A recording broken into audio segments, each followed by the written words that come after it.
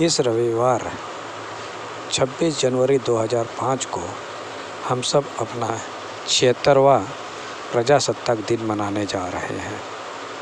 सुप्रभात children's academy भी इस आयोजन में पीछे नहीं हट रहा है। इस दिन विद्यालय परिसर में ध्वज फहराने का कार्य मेजर हृदय नारायण पाल जी के हाथों किया जाएगा। तो आज विद्यालय के डायरेक्टर श्री सुभाष चंद्र पाल जी की अगुवाई में विद्यालय के शिक्षकों ने आज बच्चों को अपने मुख्य अतिथि मेजर साहब के बारे में जानकारी दी। आप भी सुनिए मेजर साहब की क्या ऐसे कार्यक्रमों में देश के यशस्वी प्रधानमंत्री जी दिखते हैं।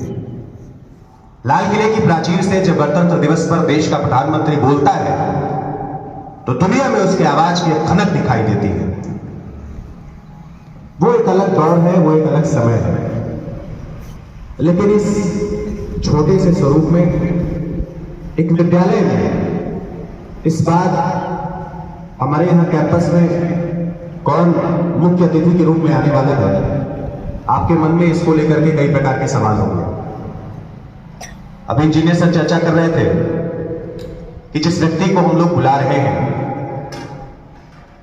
बच्चों की समझ में वो व्यक्ति कोई सामान्य हो सकता है, लेकिन एक अध्यापक होने के नाते सेना के बारे में जो मैंने कुछ पढ़ा है उसमें एक जो मेजर रैंक होती है वो टॉप मोस्ट रैंक होती है किसी बड़े रैंक के अधिकारी की।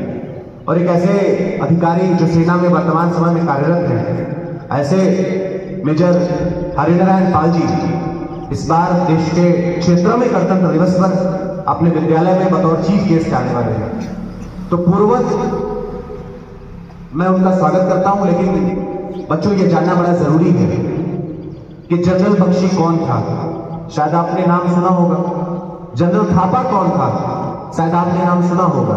और ऐसे न जाने कितने सैकड़ों हजारों क्रांतिकारियों, सैकड़ों हजारों सेनानियों का नाम हमने सुना है, लेकिन एक शख्स जो सेना से जुड़ा है उसकी आवाज हम सबको सुनने का मौका मिलेगा।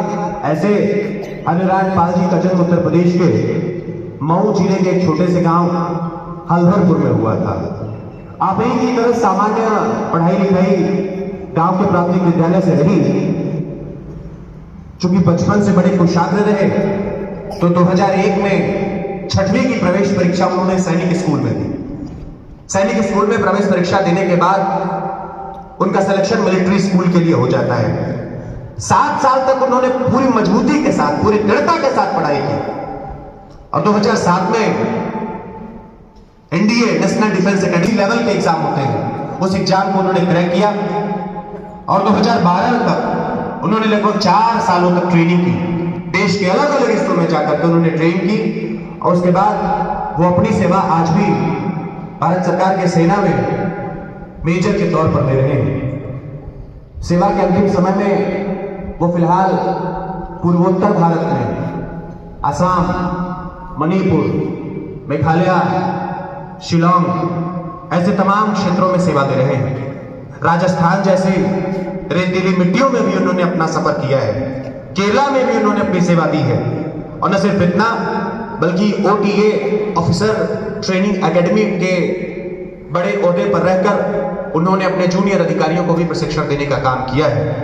न सिर्फ इतना बल्कि वर्तमान समय में वो जिस पद पर कार्यरत है उसे सुन करके हम सबको और गर्व करना चाहिए कि यही मऊ का कोई युवा निकल करके आज तुर्क की भांति दुनिया के अलग अलग हिस्सों में अपना नाम दृढ़ता के साथ मजबूत कर रहा है। वर्तमान समय में लेबनान में यूएन की तरफ से, यूनाइटेड नेशन संयुक्त राष्ट्र की तरफ से जो इजराइल के साथ आज संघर्ष चल रहा है उसमें ये मध्यस्थता की भूमिका भारत सरकार की तरफ से निर्वहित कर रहे हैं।